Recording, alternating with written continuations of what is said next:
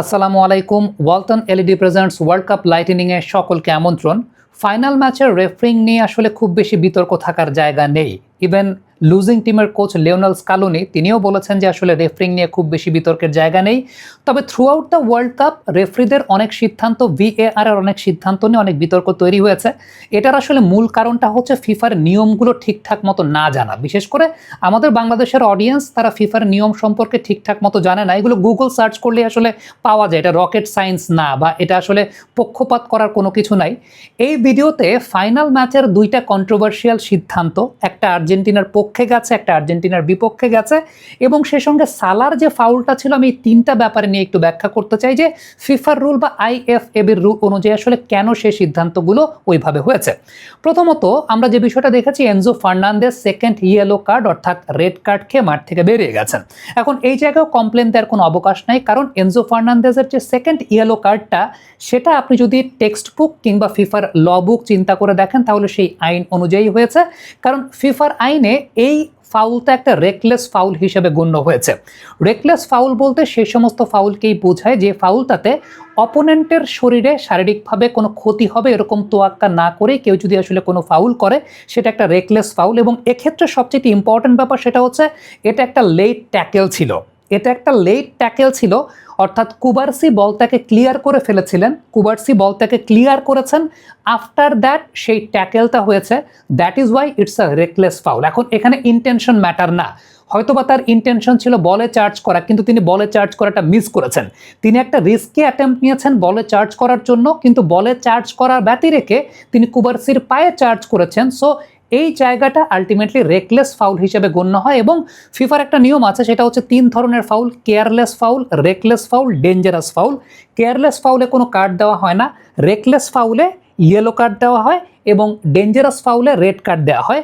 এটাকে reckless foul হিসেবে গণ্য করা হয়েছে এই কারণে, কারণটা হচ্ছে তিনি বলে চার্জ করতে গিয়ে বলটাকে মিস করেছেন, এবং বলটাকে মিস করে এমনভাবে অপোনেন্টকে টাচ করেছেন যেখানে তার শারীরিক ক্ষতি হওয়ার সম্ভাবনা আছে, এবং অপোনেন্ট বল ছেড়ে দেওয়ার পরে তিনি টাচটা করেছেন। That's why it's a reckless foul, এবং রেকলেস ফাউলের জন্য yellow card is a must, এবং সেই ল অনুযায়ী সেটা হয়েছে। তবে আমার কাছে এটা ব্যক্তিগতভাবে মনে হয় যে এই দিনটাতে রেফারি আসলে যেইভাবে ফিজিক্যাল ফুটবলটাকে অ্যালাউ করেছেন, প্যারাডেসের আরও বহু আগে সেকেন্ড ইয়েলো কার্ড পাওয়ার কথা ছিল, বাট রেফারি আলটিমেটলি ফিজিক্যাল ফুটবলটাকে অ্যালাউ করেছেন। ইভেন দুপক্ষ থেকে সামহাও ফিজিক্যাল ফুটবল অ্যালাউ করেছেন। আর্জেন্টিনা ফিজিক্যাল ফুটবল অনেক বেশি খেলেছে, ডার্টি ফুটবল অনেক বেশি খেলেছে। প্যারাডেসের বহু আগে ইয়েলো কার্ড পাওয়ার কথা, সেকেন্ড ইয়েলো কার্ড। তবে এনজোকে দেওয়ার পেছনে আমার কাছে মনে হয় অন্যতম বড় কারণটা হচ্ছে এনজো রেফারির সঙ্গে আগে একটা বেয়াদবি করেছিলেন। ওই যে আগে রেফারির একটা সিদ্ধান্তের প্রতিবাদ জানাতে গিয়ে তিনি একটা ইয়েলো কার্ড খেয়েছিলেন। সো এটাও কিন্তু নিয়মের মধ্যে আছে যে আপনি যদি রেফারির কোনো সিদ্ধান্তে এমন কোনো অঙ্গভঙ্গি করেন বা এমন কিছু করেন যেটা ডিসেন্ট প্রকাশ করে, সেক্ষেত্রে কিন্তু সেটা একটা ইয়েলো কার্ডের ফাউল বলে হয় বা ইয়েলো কার্ডের অফেন্স বলে হয়। সো আলটিমেটলি রেফারি সেই জায়গাটায় ইয়েলো কার্ডটা দেখিয়েছেন। আমার মনে হয় যে রেফারি এই ম্যাচে না পারতে ইয়েলো কার্ড কয়েকটা দেখিয়েছেন। যেটা প্যারাডেসকে প্রথম ইয়েলো কার্ডটা দেখিয়েছেন, একদম রেফারির সামনে একজনের ধাক্কা মারছেন, মানে ওইখানে কোনো খেলা হচ্ছে না, কোনো বল প্লে হচ্ছে না, রেফারির সামনে ধাক্কা মেরেছেন।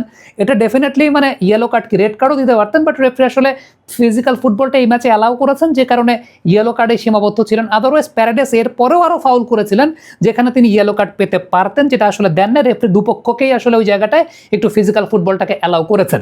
এইবারে যে গোলটা আসলে নিকো উইলিয়ামসের বাতিল হয়েছে, সেই গোলটা নিয়ে যদি কথা বলি, তাহলে সেই গোলটার ক্ষেত্রে ব্যাপারটা যেটা হয়েছে সেটা হচ্ছে ওই যে মিকেল মেরিনো পেনাল্টি এরিয়ার ভেতরে পায়ে পাড়া দিয়েছেন।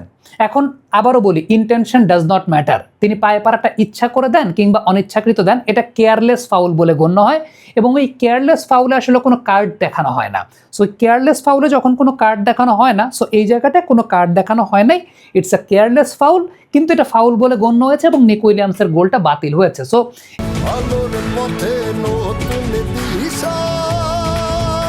আমাদের আলোর ভুবন প্রতিনিয়তই আলোকিত হচ্ছে ওয়ালটন এলইডি লাইটের আলোয়।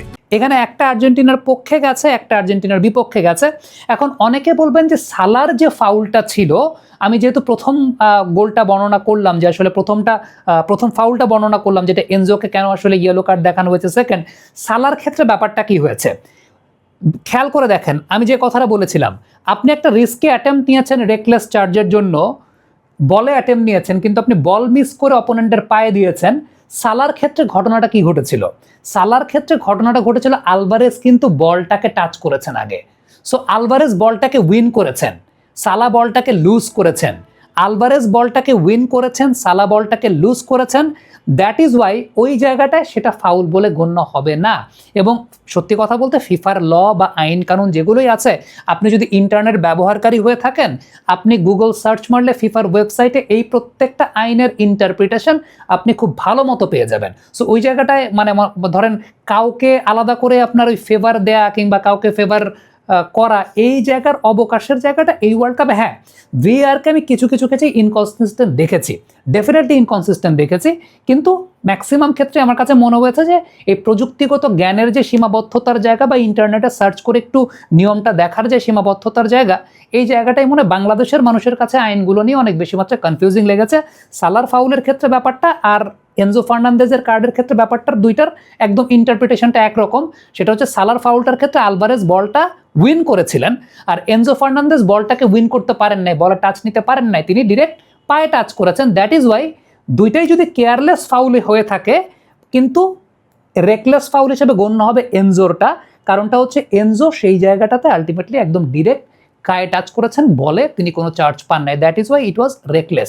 সো এই ম্যাচের রেফারিং নিয়ে, ফাইনাল ম্যাচের রেফারিং নিয়ে, এমনিতেও ফাইনাল ম্যাচের রেফারিং নিয়ে বিতর্ক হবে না, এতদিন ধরে বিতর্কগুলো হয়ে আসছিল যেগুলো আসলে আর্জেন্টিনার পক্ষে যাচ্ছিল। ধরেন আর্জেন্টিনার পক্ষে যাওয়াতে যখন সেগুলোর ইন্টারপ্রিটেশন দিতাম, সেখানে অনেকে বলতেন যে আর্জেন্টিনার পক্ষ নিয়ে কথা বলছে। আজকে ওই ইয়েলো কার্ডের জাস্টিফিকেশনটাও দিলাম, সেটা ফিফার ল অনুযায়ী আসলে কীভাবে হয়, এবং এই লগুলো আসলে কোনো রকেট সায়েন্স না। এই লগুলো মানে আপনি প্রত্যেকটা লর ইন্টারপ্রিটেশন ফিফা তাদের ওয়েবসাইটে, ভিআর এর ওয়েবসাইট আছে, সেসব জায়গায় তারা পরবর্তী সময় কিন্তু এগুলোকে আপডেট করে এবং সেগুলোর ক্ল্যারিফিকেশন কিন্তু তারা জানিয়ে দেয় যে আসলে ব্যাপারগুলো এসব কারণে এরকম হয়েছে।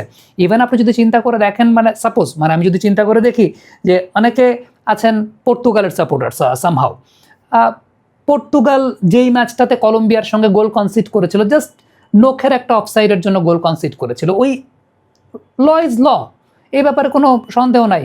আপনি যদি চিন্তা করে দেখেন, উজবেকিস্তান পর্তুগালের সঙ্গে একটা গোল দিয়েছিল, সেই গোলটা আসলে 40 সেকেন্ড আগে একটা ফাউল হয়েছিল, সেটার বিল্ড আপের সময় সেই গোলের পরে সেই বিল্ড আপটাকে ধরা হয়েছিল, পরবর্তী সময় উজবেকিস্তানের সেই গোলটাকে বাতিল করা হয়েছিল। সো ল সবার জন্যই আসলে একরকমভাবে অ্যাপ্লাই করা হয়েছে। তবে প্রযুক্তিগত ত্রুটির জায়গা তো অবশ্যই আছে, কিন্তু আমার কাছে মনে হয় যে ফিফা এই ওয়ার্ল্ড কাপে যেভাবে আসলে মানে পরিচালনা করার চেষ্টা করেছে, ফিফার আইনগুলো যেরকম, ফিফার যে আইনগুলো, সত্যি কথা বলতে ফিফার যে লগুলো, এই লগুলো বাংলাদেশ এখন যে অবস্থানে অবস্থান করছে তার থেকে 50 বছর পরের জন্য, মানে তার থেকে 50 বছর পরের ইন্টেলেকচুয়ালিটি সম্পন্ন। তার মানে আপনি একটু বুঝে নেন, আমার কাছে যেটা ব্যক্তিগতভাবে মনে হয়, পুরো বিশ্ব প্রযুক্তিগত জায়গা থেকে, রিসার্চ বেজের জায়গা থেকে, পড়াশোনার জায়গা থেকে এবং অ্যানালিটিক্সের জায়গা থেকে বাংলাদেশ থেকে 50 বছর এগিয়ে আছে। দ্যাট ইজ ওয়াই আমরা আসলে বুঝতে পারি না। Thank you.